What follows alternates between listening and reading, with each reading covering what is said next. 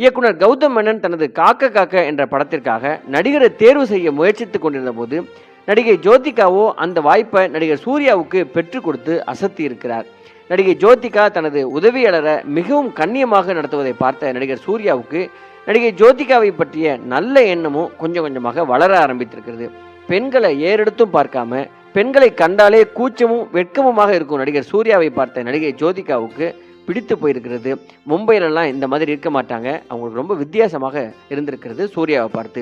நடிகர் விஜயுடன் குஷி, திருமலை, சூர்யாவுடன் பூவெல்லாம் கேட்டுப்பார், காக்க காக்க, பேரழகன், மாதவனுடன் டும் டும் டும், விக்ரமுடன் தூள் என்று இந்த தமிழ் சினிமா உலகத்தில் விருன்னு இவர் உயர்ந்து கொண்டிருந்தார்.